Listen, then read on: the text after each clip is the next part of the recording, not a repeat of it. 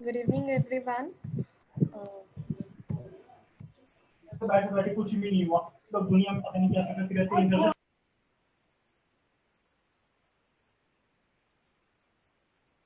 Material, specifically अगर हम garment technology से deal कर रहे हैं, so I would be talking about the alternative methods which are used for joining the garment only. So starting with the introduction first. Many attempts have been made to develop other processes.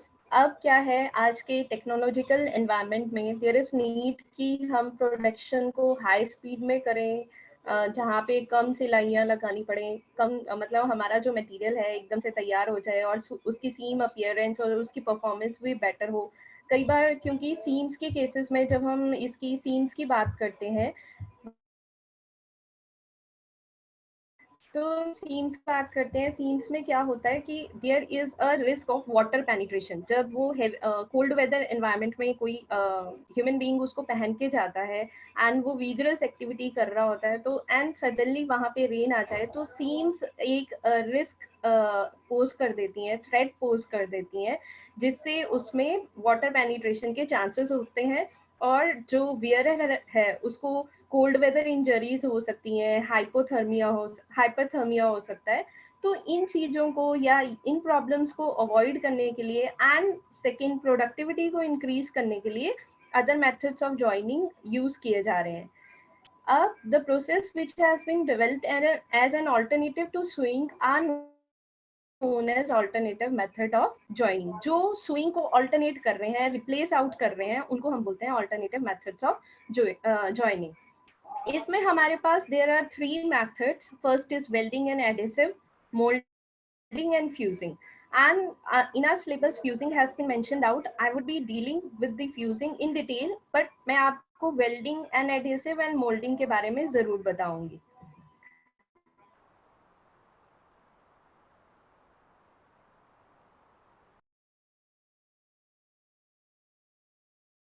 करूं, what is fusing? Fusing वो process है जिससे एक interlining को हम attach कर लेते हैं गारमेंट के ऊपर, तो वो गारमेंट को प्रोवाइड करता है स्टिफनेस। अब some of the application of fusing in the garment are plackets. आपके प्लैकेट्स पे हम फ्यूजिंग अटैच करते हैं, collars, cuffs, waist band, men's jacket and fore front of the shirts. these are the various applications of fusing. Now coming up to in detail, in-depth knowledge of the fusing. Fusing is done by the application of heat and temperature over a particular period of time and with the help of specialized fusing equipment। उसमें क्या होता है, जब हम एक adhesive को या resin को किसी पर्टिकुलर टेम्परेचर पे हीट या प्रेशर देते हैं, तो वो क्या है, ग्लू लाइन टेम्परेचर पे आके उसकी मेल्टिंग शुरू हो जाती है, वो सॉलिड से विस्कस बनना शुरू हो जाता है। वही विस्कस चीज आपके सबस्ट्रेट से बेस क्लोथ को ज्वाइन कर देती है और उसको कूल डाउन होने पे वो रीसॉलिडिफाई हो जाती है। So we would be discussing the whole process in detail. ये देखिए, फ्यूजिंग के लिए सबसे पहले रिक्वायरमेंट क्या है। अब मैंने बात करी फ्यूजिंग क्या करता है, एक रेजिन को बेस क्लोथ के ऊपर सबस्ट्रेट से चिपका देता है, तो हमें चाहिए बेस क्लोथ। उसके ऊपर हम डिफरेंट कोटिंग सिस्टम्स हम यूज करते हैं, पॉइंट है, डॉट है, स्कैटर है, डिफरेंट कोटिंग सिस्टम्स हम यूज करते हैं और उसकी हेल्प से हम इंटरलाइनिंग बना लेते हैं। सो this is how fusing is done. ये एक सबस्ट्रेट है जिसपे रेजिन को लगा दिया जाता है यूजिंग डिफरेंट कोटिंग टेक्निक्स। ये हमारा टॉप क्लोथ है जिसको हमने स्टिफनेस प्रोवाइड करनी है, जिसको स्टेबिलिटी देनी है, उसके ऊपर then with the help of heat and pressure इन दोनों को एक लेमिनेट के फॉर्म में जोड़ दिया जाता है। This process is called fusing. So अब मैं बात करूं बेस क्लोथ, जिसके ऊपर आपने रेजिन को लगाना है या एडेसिव को लगाना है, वो है क्या, क्या होता है base cloth? It is a interlining material. Interlining material on to which thermoplastic resin. Thermoplastic है मतलब इसका होता है जो चीज हीट की एप्लीकेशन से solid to liquid, semi liquid में कन्वर्ट हो जाए, ठीक है, उसको हम बोलते हैं स्प्रेड और प्रिंटेड। अब इन जो हमने बेस मटेरियल लेना है उसकी प्रॉपर्टीज क्या होनी चाहिए, दैट इज आल्सो नेसेसरी, क्योंकि वो टॉप क्लोथ के प्रॉपर्टीज को जानना बहुत नेसेसरी। प्रॉपर्टीज है हैंडल एंड बल्क, इसका हैंडल कैसा है, बल्क मतलब भार कितना है, शेप रिटेंशन कितने इसमें शेप अपनी शेप को ये रिटेंशन कर सकता है, मतलब अपनी शेप में रह सकता है। Then there should be shrinkage control, ऐसा ना हो कि हम इस पे रेजन लगाएं हीट की वजह से इसमें मेल्टिंग हो जाए। क्रीज रिकवरी, इसमें कोई क्रीजेस नहीं पड़नी चाहिए, अपीयरेंस में कोई चेंज नहीं आना चाहिए। और ड्यूरेबिलिटी मतलब ज्यादा देर तक, मतलब ऐसा ना हो कि अगर हम सिंगल वॉश करें तो इसकी जो ड्यूरेबिलिटी है वो खत्म हो जाए। तो बेस क्लॉथ के जो सबस्ट्रेट्स हैं वो डिफरेंट टाइप्स के होते हैं, you can see here, woven, knitted और नॉन वोवन। अब सबसे पहले मैंने अपने लास्ट लाइन में बात करी इंटरलाइनिंग की, this word you should know what is interlining. Many people are confused lining और interlining में क्या difference है, that's why I have included it. Interlining is the layer inserted between the shell fabric and the lining of the garment. जो आपके shell fabric और lining of the garment में जो आप लेयर फैब्रिक की लेयर इंक्लूड करते हैं, that is called interlining. Interlining दो तरह की होती है, स्यून interlining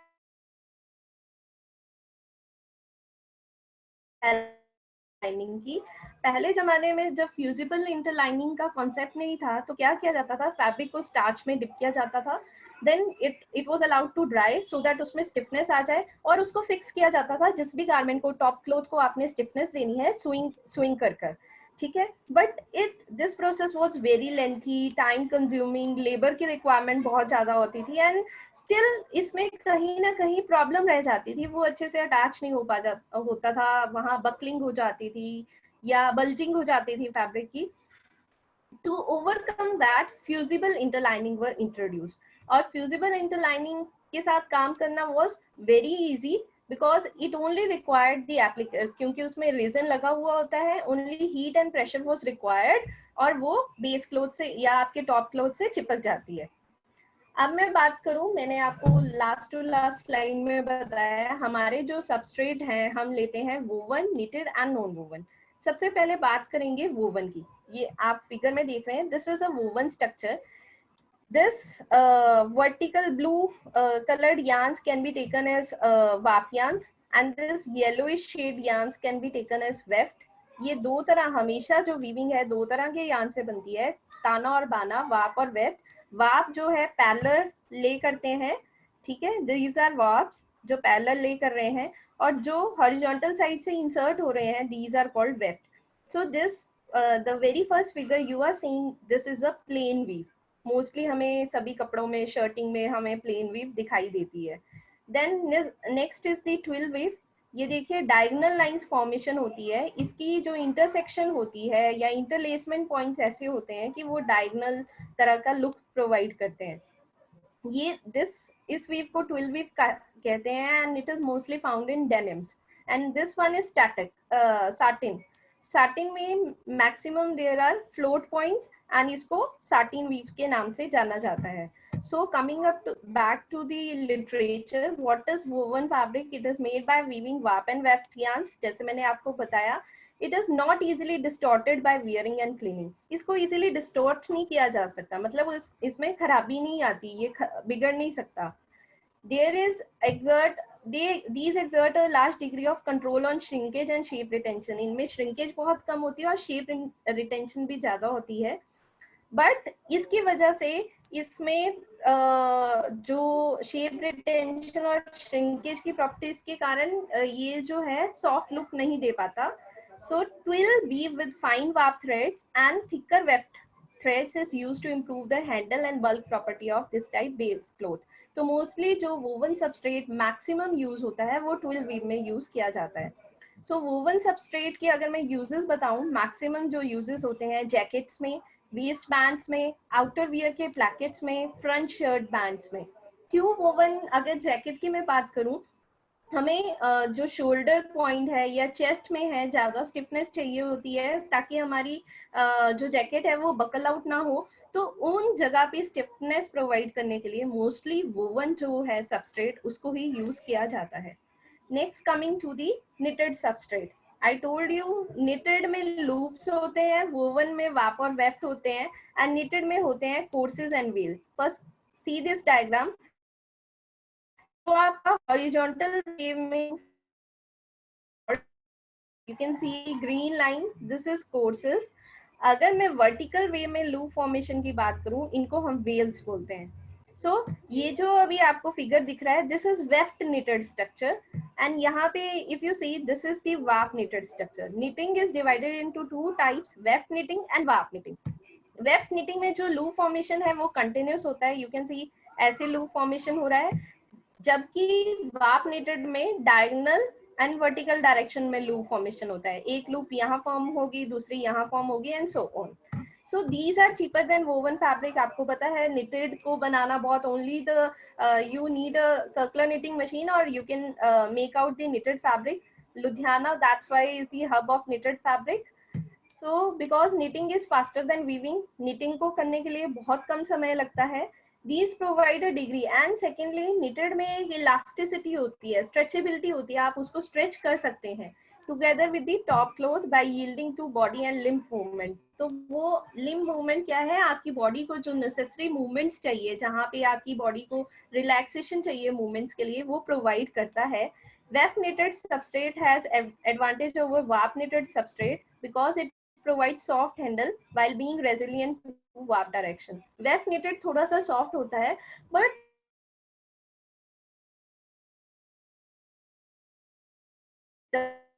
it is being used nowadays. So warp knitted जो substrate है वो कहाँ use होता है? Mostly they are used in women light clothing such as blouses or dress made up of crepe, georgette and polyester fiber yarn. जो polyester fiber yarn से dresses बनती है, blouses हैं आपके, और जो dresses हैं उनमें यूज किया जाता है वाप knitted substrate. Coming to the last one which is non woven. Woven और knitted में एक सिमिलैरिटी है कि इनमें फाइबर से पहले यार्न बनता है, देन आपका फैब्रिक बनता है.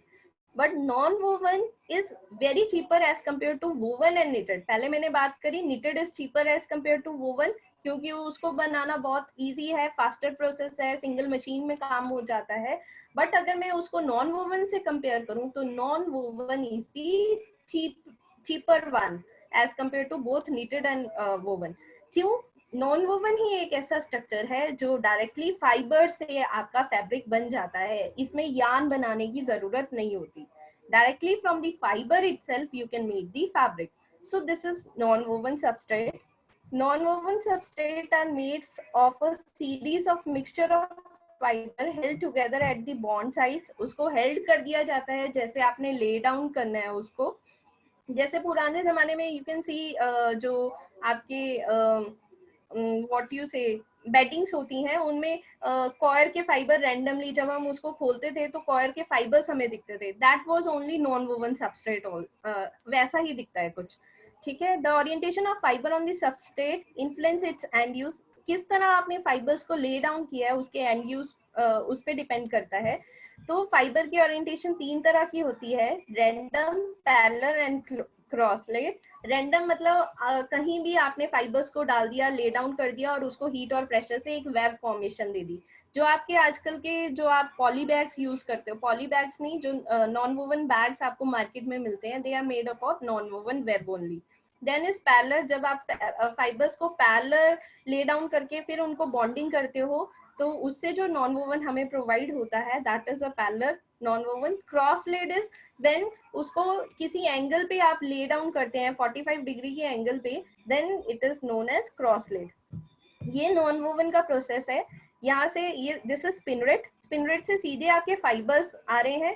फाइबर्स को आप with the help of pressure and temperature and rollers की हेल्प से आप उसको कन्वर्ट कर रहे हैं सीधे फैब्रिक में. See from the fibre itself we are getting the fabric. So it is very much cheaper. आपको यार्न नहीं बनाना, स्पिनिंग आपको नहीं करना, blow room, carding, these all process has been eliminated. Directly from the fiber only you are getting the fabric. So non-woven substrate mostly जो हम अपनी fusible interlining use करते हैं आजकल फैब्रिक में, आप देखिएगा वो non-woven ही होती है. So these are used to the maximum extent. Now coming to the second part. अब हमने बात कर ली बेस क्लोथ की। बेस क्लोथ आप सबको समझ आ गया होगा, I hope. Give me thumbs up if you people have understood what is base cloth. Base cloth वो सबस्ट्रेट है जो आप जिसपे आप रेजिन लगाते हैं। It comes in three forms, woven, non woven and knitted. And जो हमने अभी तक इस लेक्चर में पढ़ा कि non woven is the best because it is very inexpensive and it can be produced in mass production can be done, so इसको use करना बहुत easy है। Next coming to resins, these are the material applied to the base cloth।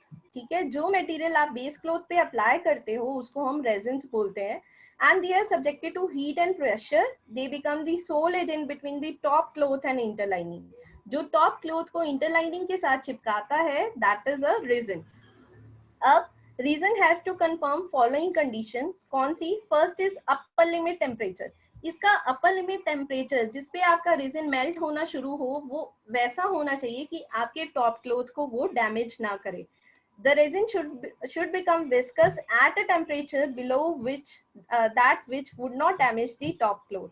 ऐसा ना हो कि आपके resin का जो मेल्टिंग पॉइंट है या जो विस्कस होने का टेम्परेचर है वो 180 है पर आपका जो टॉप क्लोथ है वो 160 पे ही मेल्ट हो जा रहा है, तो that should not be the case. आपका रेजिन उस टेम्परेचर पे विस्कस होना शुरू हो जाना चाहिए कि आपका टॉप क्लोथ उसका इफेक्ट ना हो। The temperature varies according to top cloth, इसलिए रेजिन हम अकॉर्डिंग टू जो हमारा टॉप क्लोथ का किस फाइबर से बना है हमारा टॉप क्लोथ उसके अकॉर्डिंग हम रेजिन की चूज करते हैं कौन सा रेजिन लेना है। And it really exceeds 175 degree centigrade. Second is lower limit temperature. This is the lowest temperature at which resin start to become viscous। Minimum temperature है जिसपे रेजिन आपका विस्कस होना शुरू हो जाता है।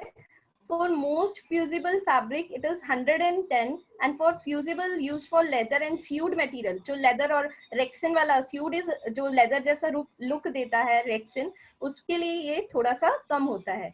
Second is cleanability। Cleanability's adhesive properties of resin have to be sufficiently strong to withstand washing and drying।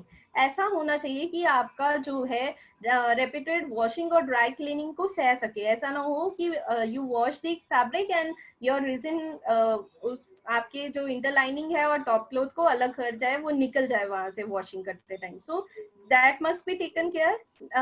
Third is handle। The resin must contribute to required handle and it should not act as unwanted stiffening agent। ऐसा ना हो कि resin लगाने से आपका fabric जो है बहुत हार्ड हो जाए और wearer उसको पहन ना सके। So these points need to be kept in mind जब आप resins लगा रहे हैं। These are the different resins which are being used nowadays। First is polyethylene। आपको पता है फैब्रिक्स भी होते हैं, आपके फाइबर्स भी होते हैं, सिमिलर वे में रेजिन्स भी बनते हैं। polyethylene, polypropylene, polyamides, polyesters, PVC and plasticide, polyvinyl acetate। These resins are being used। All the polyethylene resins in fusible coating are washable and their main use is shirt collars में use किया जाता है। Polypropylene is similar to the properties of high density polythene but it reaches softening temperature। मतलब ये ज्यादा temperature पे softening होती है इसकी। जहाँ पे अगर आपका टॉप क्लोथ को ज्यादा टेम्परेचर चाहिए, वो ज्यादा टेम्परेचर विथस्टैंड कर सकता है, then you can go for polypropylene. Then polyamides higher temperature melting range होता है, can be washable up to 60 degree centigrade. Polyester mostly आपके गारमेंट्स में जो रेजिन यूज किया जाता है वो पॉलिएस्टर रेजिन से ही होता है। These resins are used in garment that are dry, cleanable and washable. ठीक है, because polyester are less water absorbent, वो वाटर कम एब्जॉर्ब करते हैं as compare to polyamide. Then PVC is printed on the base fabric as a plasticide paste। The fusing temperature is determined by जितना आपने plasticiser, जितना वो resin use करना है उस पर टेम्परेचर आपका डिपेंड करता है। और ये मोस्टली जो आपके हेवी बल्क की गारमेंट्स होते हैं जैसे विंटर कोट्स होते हैं उनके फ्रंट्स में यूज किया जाता है।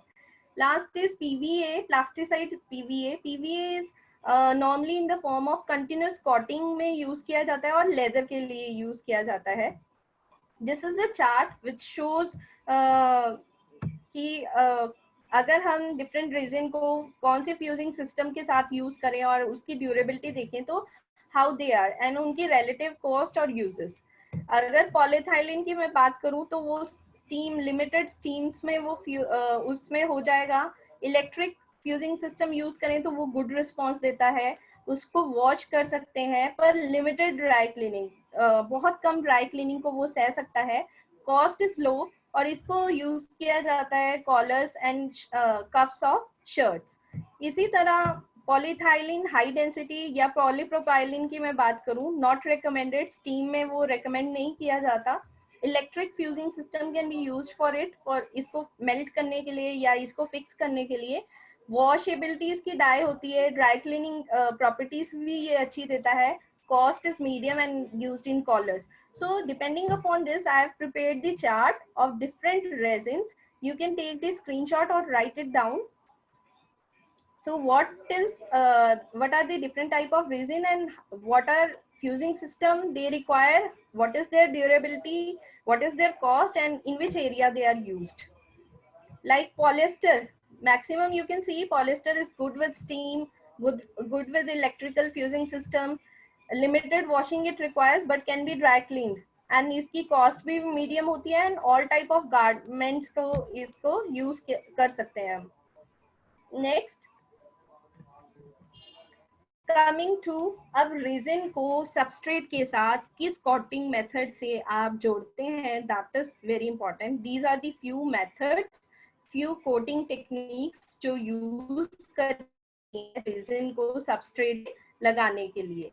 First is paste point, points के फॉर्म में पेस्ट बना के उसको base material, this is the substrate. Non woven, ये देखिएगा नॉन वोवन जो हमारा सबस्ट्रेट है वो कुछ ऐसा दिखता है, ठीक है. सो इस पे पेस्ट कर दिया जाता है. Then is tinted powder form, powder को थोड़ा सा विस्कस रख के उसमें वाटर वेपर्स बहुत कम होते हैं, उस फॉर्म में इसको लगाया जाता है. देन इज कैलेंडर्ड पाउडर फॉर्म, उसको थोड़ा हीट अप करके लगाया जाता है. You only memorize what are the different coating techniques: paste point, tinted powder form, calendared powder point, double point, double points में इसको लगाया जाता है. Then scatter coating, then plane coating, पूरे प्लेन पे आप उसकी कोटिंग कर देते हैं. Now coming up to methods of applying resins. First is scatter coating. Scatter coating में आपके जो रेजिन्स का पार्टिकल साइज है 150 to 400 माइक्रोन्स आप लेते हो. In this specially design scattering heads are used, जो आपके रेजिन को रैंडमली कहीं भी स्कैटर कर देते हैं. ये देखिए बैक साइड का व्यू मैंने यहाँ पे लिया है. So this shows how scattered resin is applied on the back. The resin is then softened in a oven, pressed on the base cloth and cooled. इसको बेस क्लोथ पे रख के सोफन कर दिया जाता है, देन प्रेस कर दिया जाता है और फिर उसकी कूलिंग कर दी जाती है, जिससे आपका जो सबस्ट्रेट मटेरियल है वो प्रिपेयर हो जाता है.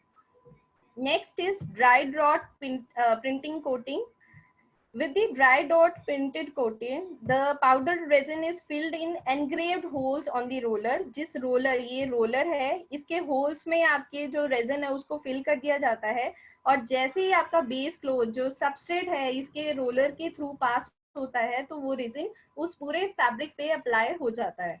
So base cloth passes over the heated roller, then against the engraved roller, the powdered resin adheres to the cloth in the form of dot, और dot के फॉर्म में वो आपकी क्लोथिंग पे चिपक जाता है, adhered हो जाता है.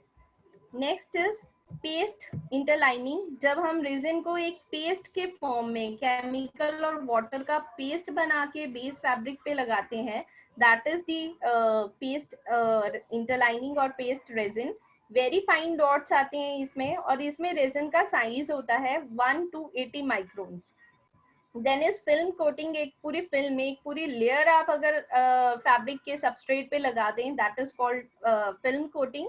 And last one is emulsion. आप केमिकल और वाटर का एक थिक इमल्शन प्रिपेयर करके उसको स्क्वीज रोलर के थ्रू आप अगर फैब्रिक को उस रोलर से पास करते हैं तो उसमें वो रेजिन आपका इमल्शन के फॉर्म में आपके फैब्रिक पे चिपक जाता है. नाउ अब इन सब की यूज से we have invented the fusible interlining. अब इंटरलाइनिंग मैंने जैसे कि आपको बताया वो लेयर है आपकी लाइनिंग और फेस के बीच में. Fusible interlining, a base fabric coated with one side, इसमें थर्मोप्लास्टिक रेजिन लगा होता है which can be bonded to another fabric by application of heat and pressure. किसी दूसरे फैब्रिक पे आप उसको बॉन्ड कर सकते हैं with the help of heat and pressure. So again I have shown you ये fusible interlining का non sticky side है and this is the sticky side of the fusible lining. Advantages क्या है फ्यूजिबल इंटरलाइनिंग को? इसने आपके जो manufacturing process है, जो सुइंग के साथ चिपकता था, उस मैन्युफैक्चरिंग प्रोसेस को कम कर दिया है. अगर आपको सिंपल स्यू करने की जरूरत नहीं है तो आपका लेबर कॉस्ट भी वहां पे कम हो जाएगा, स्किल की जरूरत नहीं पड़ेगी ज्यादा, एंड ये आपके जो फैब्रिक को या गारमेंट को एक कंसिस्टेंट क्वालिटी प्रोवाइड करता है. Further advantages are it provides the opportunities for alternate garment construction methods की alternate वो opportunities आपको provide कर देता है. Now coming to the components of fusing, there are 3 main components. अब हम बात कर रहे हैं resin की, heat apply करना है, pressure apply करना है, तो components भी कुछ ना कुछ तो होंगे. So components are temperature, time and pressure. कितना आपने temperature लेना है, कितने टाइम के लिए आपने उसको अंडर प्रेशर रखना है और कितने प्रेशर पे रखना है. These 3 are the important components of fusing. अगर मैं टेम्परेचर की बात करूं तो जो रेजिन का मेल्टिंग टेम्परेचर है वो 1300 to 1600 डिग्री सेंटीग्रेड होता है, जिसमें +50 प्लस और -50 डिग्री सेंटीग्रेड का हम मार्जिन लेके चलते हैं. अगर ज्यादा टेम्परेचर हम रखते हैं तो इसमें प्रॉब्लम आ जाती है स्ट्राइक थ्रू और स्ट्राइक बैक की. Next is time. Time apply depends upon the type and nature. आपके रेजिन, कौन सा रेजिन आप अप्लाई कर रहे हो, कैसा आपका सबस्ट्रेट कैसा है, नॉन वोवन है, वोवन है, किस फाइबर का बना हुआ है. देन आपकी टॉप क्लोथिंग कैसी है, उसका कैसा फाइबर स्ट्रक्चर है, उसका वो वीव कैसी है, उस पर डिपेंड करेगा. और कौन सा फ्यूजिंग इक्विपमेंट आप यूज कर रहे हो, ऑब्वियसली उस पर भी टाइम डिपेंड करेगा. अगर मैं बात करूं सिंपल लाइन और स्टीम प्रेस की, तो ऑब्वियसली उनको अगर हम प्रेसिंग करते हैं दे गिव में डिफरेंट टाइम चाहिए लगता है as depending upon their functions. Pressure used to establish an intimate contact between the cloth and fusible. तो उतना प्रेशर जिससे आपका जो रेजिन है वो आपके सबस्ट्रेट और टॉप क्लोथ को अच्छे से चिपका दे, that is the pressure required. In detail अगर मैं बात करूं तो temperature should be high enough to achieve necessary glue line temperature, जो आपके रेजिन को मोल्टन स्टेट में ले आए. प्रेशर ऐसा होना चाहिए जो अच्छे से correct transfer of heat to glue line and correct penetration of resin among the fibres कर दे.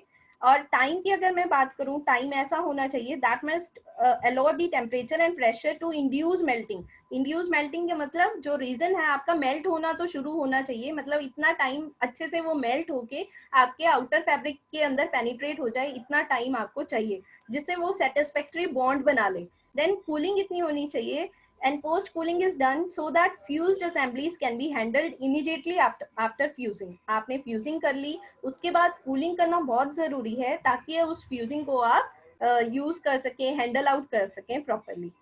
अब fusing methods, these are the different fusing methods. First is single fusing. Fusible is positioned on the top of cloth. जो जिसको आपने जिस पे raisin और substrate लगाया है वो आपके टॉप क्लोथ के ऊपर अगर रखा जाए, that is called single fusing. Reverse में cloth is positioned on the top, जो फ्यूजिबल है उसके ऊपर अगर आप क्लोथ को रखते हैं दैट इज कॉल्ड उसका उल्टा, ठीक है, that is called reverse fusing. Sandwich है फ्यूजिंग 2 कंपोनेंट्स इन 1 ऑपरेशन. आपने 2 कंपोनेंट्स को एक सिंगल ऑपरेशन में जब आपने फ्यूज आउट करना है that is called sandwich fusing. Cloth on the outer and 2 fusibles in the middle. आपका क्लोथ बाहर वाली साइड होगा, टॉप क्लोथ और बीच में फ्यूजिबल होगा, that is called sandwich. Double fusing, fusing 2 fusible position on the top of other to the top cloth in 1 operation. एक top cloth पे 2 fusible अगर आप रख के फ्यूजिंग करेंगे that is called double fusing. And top fusing में fusible components are position on the top of cloth and heat is applied. आपने fusible को तो फैब्रिक के टॉप पे रखा है और हीट को आप नीचे से अप्लाई कर रहे हैं टॉप क्लोथ की साइड से. So I have shown it through the diagram also. This darker blue is resin, lighter one is substrate, and this is top cloth. So these are different fusing method. This is your top cloth. ये आपका resin है जो substrate पे applied है. This is single fusing, top cloth आपका नीचे है और आपने दिस कंबाइंडली रेजिन और जो सबस्ट्रेट है इसको मैं फ्यूजिबल बोल रही हूँ, तो ये इसके ऊपर रखा गया है, दिस इज सिंगल फ्यूजिंग। अगर मैं रिवर्स की बात करूं तो आपका जो टॉप क्लॉथ है वो ऊपर की तरफ चला गया and fusible has come down side, this is reverse fusing. Next is sandwich. Sandwich fusing की मैं बात करूं, ये देखिएगा बॉटम में एंड अपर साइड पे there is the top cloth and the fusible, two fusible we are using in between, this is sandwich. एक आपने सैंडविच टाइप बना दिया। अगर मैं डबल फ्यूजिंग की बात करूं, टॉप क्लॉथ आपका नीचे है, टू फ्यूजिबल्स आप यूज कर रहे हो, उस टॉप क्लॉथ पे दो तरह के फ्यूजिबल आप चिपका रहे हो, this is one and this is second one. I think आपको डायग्राम से अच्छे से समझ आ रहा होगा, that's why I have introduced diagram so that you people can easily understand and it is very important. आपको पता होना चाहिए what are the different methods of fusing. Coming to the last one, top fuse. आपका जो top fabric है वो नीचे है and these are the fusibles on the top, और आप जो हीट प्रोवाइड करते हैं that is from the bottom side. Top fabric की साइड से आप, टॉप क्लोथ की साइड से आप हीट प्रोवाइड करते हैं। These are the different fusing methods. Now coming to the next topic which is fusing equipments. आप क्या क्या यूज कर सकते हैं? Flat bed press, continuous fusing machine, hand iron, steam press, high frequency fusing. Fusing equipments और methods में first electric iron. Electric iron सबको पता है, it is hand fusing with electric and iron relies on the operator. आपके operator के control पे depend करती है कितना ऑपरेटर उसको टाइम और कितना प्रेशर दे रहा है। Temperature is rather variable. Hand simple जो इलेक्ट्रिक आयन है उसमें टेम्परेचर वेरिएबल होता है। with polyamide resin the bond formation is assisted by, और अगर आप polyamide resin कर रहे हैं तो you have to use steam ion in that particular case. The result is better if the damp cloth is used. damp मतलब अगर गीला कपड़ा आप यूज करेंगे तो results आपको better provide करते हैं या मिलते हैं। Then is next is flat bed press. Flat bed press में there are paddings on the top and bottom bucks. Bucks बने होते हैं जिनके अंदर आप अपना फ्यूजिबल और टॉप क्लॉथ रख देते हैं। This heating element in the one और बोथ बक्स, जो बक्स होते हैं उसमें हीटिंग एलिमेंट प्रोवाइडेड होता है। इसमें बॉटम बक जो है आपका स्टेशनरी होता है और टॉप बक मूवेबल होता है।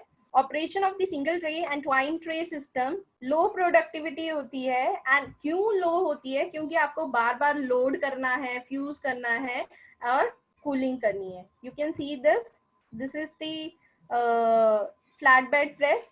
इसका जो bottom, this are two bucks, this is top buck, this is bottom buck, this is stationary. और इसको मूव करने के लिए, टॉप बक को मूव करने के लिए we are having the handle and with this handle we can apply pressure. तो इसको लोड और अनलोड करने में आपका टाइम कंज्यूम होता है, तो इसकी प्रोडक्टिविटी थोड़ी सी कम है। Now coming to continuous fusing process. इसमें एक कन्वेयर बेल्ट लगी होती है जो आपके मूवमेंट को सिंक्रोनाइज करती है, जो आपकी फ्यूजिबल और टॉप क्लॉथ के मूवमेंट है उसको सिंक्रोनाइज्ड वे में रखती है। It consist of heating plates, cylinder, rollers, heating zones होती हैं इसमें different, rubber cover steel roller होते हैं जो प्रेशर को अच्छे से अप्लाई करते हैं। अब देखिएगा इस कंटिन्यूस फ्यूजिंग सिस्टम में कूलिंग सिस्टम भी इसमें इनकॉर्पोरेटेड है, मतलब आपका सारा प्रोसेस इकट्ठे हो रहा है। Air cooling and water cooling systems are there. Take off could be done manually और mechanical, there is either option. आप मैनुअली उसको निकाल सकते हैं या मैकेनिकली, रोबोटिक आर्म्स होती हैं जो उस मटेरियल को, फ्यूज्ड मटेरियल को बाहर निकाल ले। This is continuous fusing beds. ये देखिएगा दिस इज कवर सरफेस, इसमें भी इंसुलेशन प्रोवाइडेड होती है। हीटिंग सोर्स रेडिएशन के थ्रू हीट अप होता है। This is heating profile. ये बेल्ट है जो मूव कर रही है, ये इंटरलाइनिंग है, you can see the glue and this is the top cloth. Again नीचे हीटेड प्रोफाइल है, again heated source is there. You can see here I have one more diagram to explain it. This adhesive is coming from one side, substrate A, substrate B is coming and it is continuously, conveyor belt is being used जो आपके fabric को further move कर रही है। After this system यहाँ पे एक cooling line लगी है जो आपके फैब्रिक को जैसे ही वो heated, this are rubber rollers,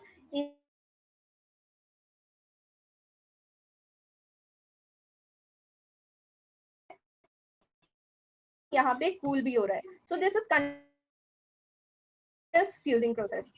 next is fusing. High frequency में आप मल्टीपल प्लाईज को स्टैकअप कर सकते हैं 70 mm तक, ठीक है, और उनको फ्यूजिंग कर सकते हैं. इसकी हाई प्रोडक्टिविटी होती है. हीट इसमें जो है हाई लेवल की फ्रीक्वेंसी सिस्टम है तो हीट बहुत अच्छी होती है. इसमें वन एडवांटेज इज देयर कि श्रिंकेज और कलर चेंज की प्रॉब्लम मोस्टली फ्यूजिंग के time these problem has been encountered.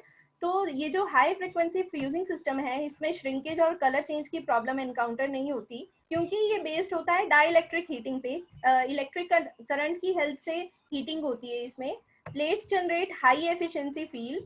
Heat effect is distributed uniformly in length. आपका जो हीटिंग इफेक्ट है वो पूरी लेंथ के अलोंग यूनिफॉर्मली डिस्ट्रीब्यूट होता है. So this is normally a fusing process. Heat is provided by electric heating elements. This is the high frequency machine, fusing machine.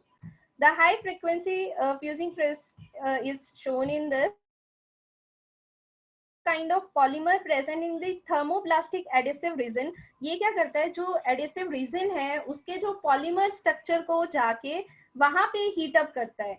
वो polymers alternative waves को absorb कर लेते हैं जो हाई फ्रीक्वेंसी के कारण जनरेट हुए हैं, और जो आपका हीजन रेजिन है वो हीट अप हो जाता है जल्दी से और वो इंटरलाइनिंग और बेस मटेरियल के साथ अच्छे से बॉन्ड बना पाता है, ठीक है, विदाउट नीड ऑफ इसमें ज्यादा हीट की वेस्टेज भी नहीं होती.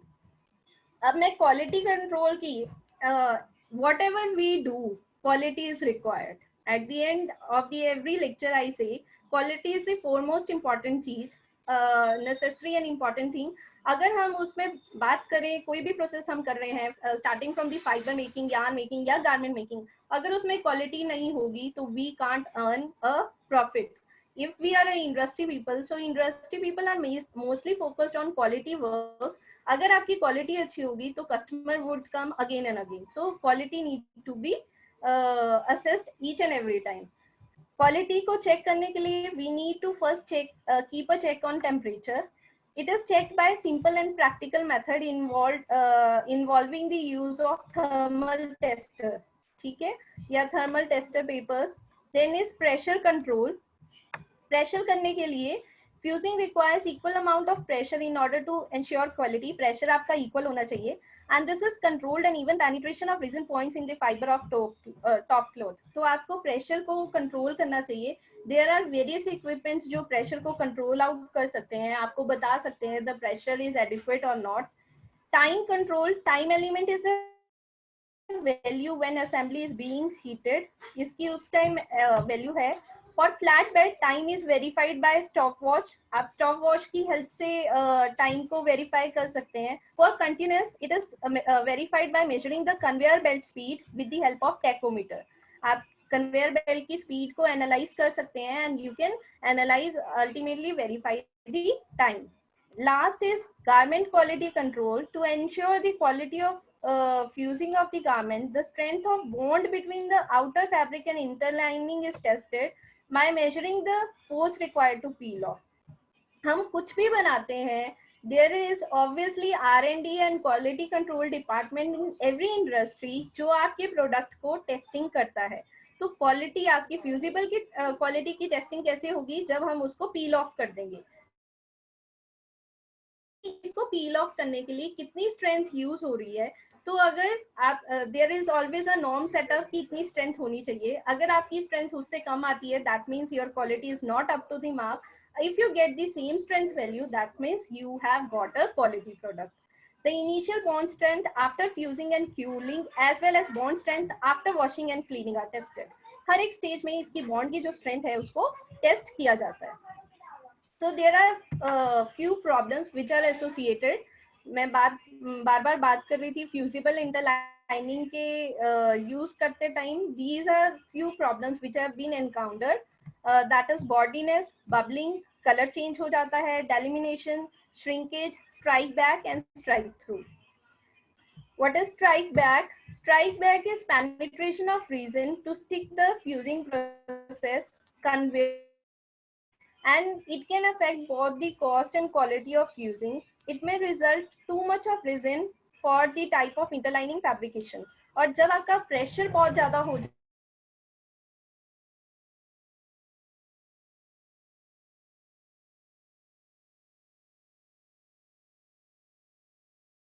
penetration of resin through the face of shell fabric, आपका जो shell fabric है या top cloth है उससे आपका resin बाहर निकलने लग जाए तो you encounter this problem which is called strike through. ये भी अगर आपका प्रेशर ज्यादा होगा या टेम्परेचर आप ज्यादा दे देते हो या टाइम ज्यादा दे देते हो, you face this type of problem. और ये mostly share light weight non observant fabrics में देखी जाती है ये problem. Strike through is a cause of many other problem. अगर ये प्रॉब्लम हमें देखने को मिले, इससे काफी और ज्यादा प्रॉब्लम्स हमें देखने को मिलती हैं, जैसे कलर चेंज हो जाता है, डिफरेंशियल श्रिंकेज, मतलब आपका टॉप क्लोथ श्रिंक हो गया लेकिन आपकी फ्यूजिबल उतनी श्रिंक नहीं हुई, इधर और दी इधर वे, या आपकी फ्यूजिबल श्रिंक हो गई है और आपका टॉप क्लोथ उतना नहीं श्रिंक हुआ. बबलिंग और स्ट्रेंथ में ऑब्वियसली उसमें प्रॉब्लम आती है. नेक्स्ट मैं श्रिंकेज की बात करूं, श्रिंकेज में कॉज परफॉर्मेंस प्रॉब्लम. अगर श्रिंकेज हो जाएगी ऑब्वियसली आपका जो गारमेंट है जिस चीज के लिए बनाया गया है वो परफॉर्मेंस अच्छी नहीं दे पाएगा. If one part of garment shrinks then obviously it would look shabby, उसकी अपीयरेंस में प्रॉब्लम आ जाएगी. दिस में मेक एक्यूरेट सीमिंग इम्पॉसिबल, फिर उसको सिलाई करना आपके लिए इम्पॉसिबल हो जाएगा और पकरिंग का इफेक्ट शो करेगी, सीम पकरिंग शो हो जाएगी. So this are the various, मतलब अगर एक प्रॉब्लम भी एनकाउंटर होती है वो फर्दर और प्रॉब्लम्स को ले आएगी. Then is delamination. Delamination is loss of bond between the interlining and the shell fabric. जो आपका बॉन्ड है जो रेजिन ने बनाया है वो टूट जाता है, ठीक है.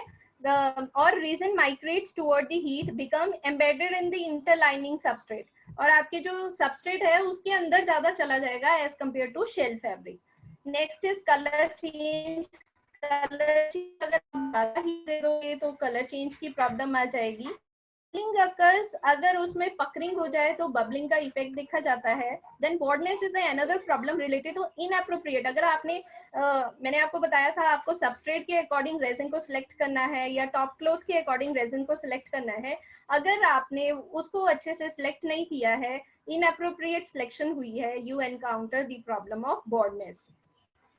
Other process apart from which I mentioned in the starting, they are welding.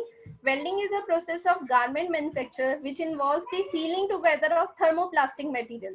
जो thermoplastic material है उसको अच्छे से seal कर देता है, बट जो हीट है वो एक्सटर्नली ना अप्लाई होके पार्ट्स के बीच में हीट अप्लाई किया जाता है ताकि उसमें सीलिंग हो जाए. ये देखिएगा इसका प्रोसेस ये है, हीट अप्लाई टू फैब्रिक, जिससे थर्मोप्लास्टिक जो मटेरियल है वो मेल्ट हो जाएंगे, फिर उन पे प्रेशर अप्लाई किया जाता है जिससे बॉन्ड बन जाता है.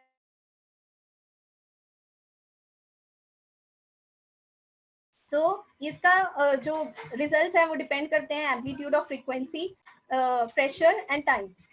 इसके एडवांटेज है कि जो आपका वाटर पेनिट्रेशन की जो मैंने प्रॉब्लम बात को रेफर करा था at the very starting of my presentation, कि वो प्रॉब्लम एनकाउंटर नहीं होती. But disadvantage is used in less costly garment, used in the fabric where amount of thermoplastic जहाँ पे भी ऑब्वियसली थर्मोप्लास्टिक फाइबर्स जहाँ पे 65% है जिसकी यूसेज, वहीं पे इसकी यूजेस मोस्टली इसको यूज किया जाता है जब हमने सीम्स को सील आउट करना है, डिफरेंट गारमेंट के कंपोनेंट्स को शेप देना है, और मतलब पूरे गारमेंट को ना बना के छोटे छोटे कंपोनेंट्स को अगर हमने जोड़ना है तो उसके लिए इसको यूज किया जाता है. सीम को वाटर प्रूफिंग देना है, किसी मोटिव को गारमेंट पे अटैच करना है, then we go for this process. Adhesive is a term used to mean a substance which is sticky, ठीक है, but it is use for joining the fabric. अब एडेसिव सिलिकॉन बेस्ड होते हैं, on the silicon based paper which is transferred to fabric and the material which melts on applying heat. ये resin की तरह ही है आपका एडेसिव, इसका use करते हैं. लास्ट वन इज हमने वेल्डिंग कर लिया, लास्ट वन इज मोल्डिंग. इसमें जो पूरा गारमेंट है उसकी शेपिंग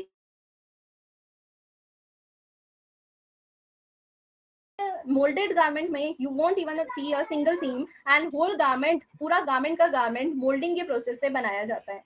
आपने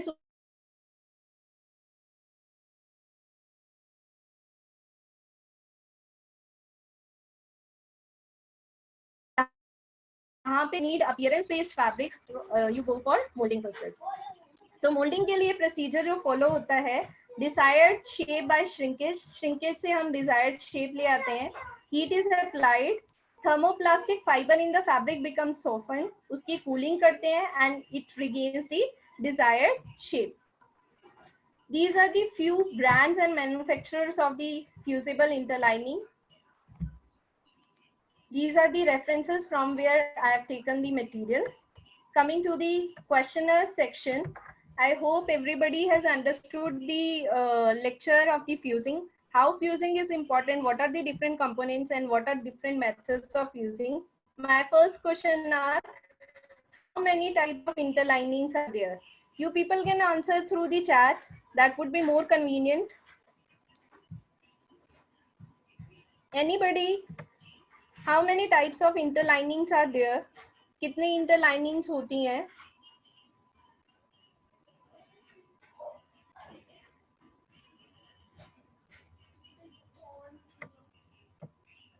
I have told you in the lecture, interlinings के बारे में मैंने आपको बताया है.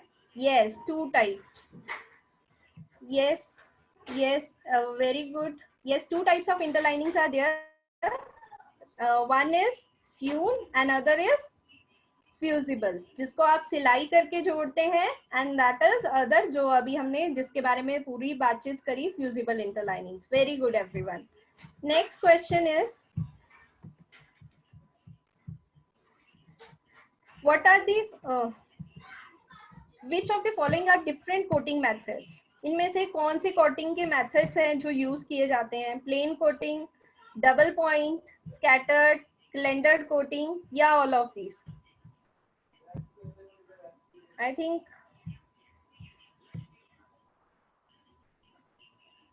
all of these. Very good. So I hope you people have paid attention. That's nice.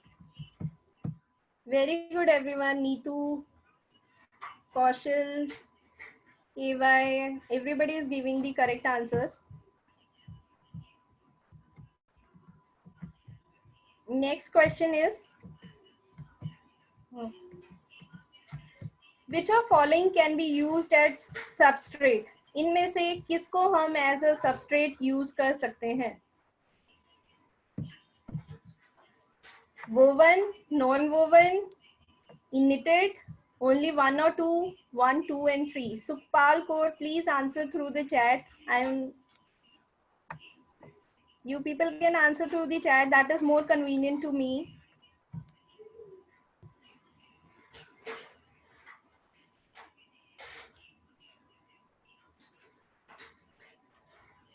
Only 1 and 2 is not the correct answer. Gauri. Yes, Harleen is giving, everyone is giving now. Woven is woven, non-woven and knitted. All three are being used as the substrate. And, okay. Yes, now everybody is giving the correct answer. Which is the cheapest substrate? इन सब में से cheapest कौन सा है?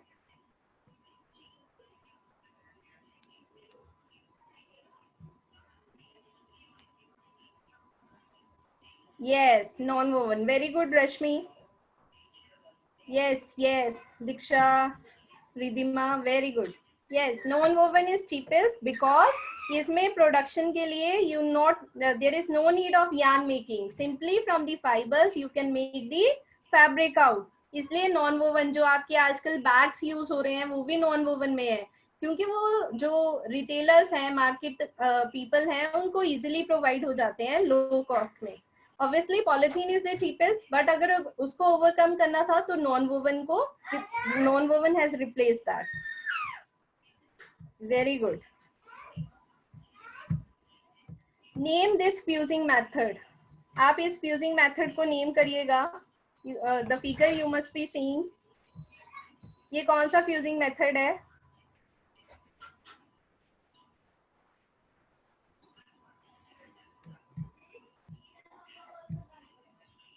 Yes, Shweta, Sandeep, very good Vaishnavi.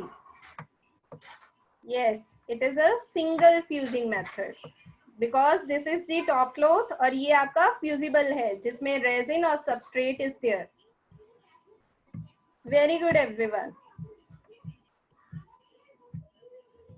Name this fusing method. Which is this fusing method? Double. Very good Vaishnavi. Because single top cloth is there and double fusing is there. Yes. Very good Kaushal Kumar, Sampreet, Vivo.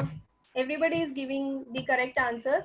That's nice. I hope you people have prepared this section of your examination very well. Now आपको कोई problem नहीं होगी fusing methods के लिए. उसके बाद what are the 3 things which are required for making fusing? क्या क्या चाहिए होता है fusing बनाने के लिए? Resin, base cloth. Yes, Divya, very good. What is the third thing? You have mentioned 2. Rashmi, base. What are the other 2? Shweta, resin. What is the third one? You people are not answering the third one. Yes, Vaishnavi. Top is not. Top cloth should be there. Top cloth, resin and the base, not the bottom. जहाँ substrate जिस पे आपने resin को apply करना है, the resin itself, और जिस पे आपने फर्म स्टिफनेस देनी है, जिसको आपने प्रॉपर शेप देनी है, that the top cloth. So thank you for watching. Stay tuned with the latest knowledge. Stay safe and stay home.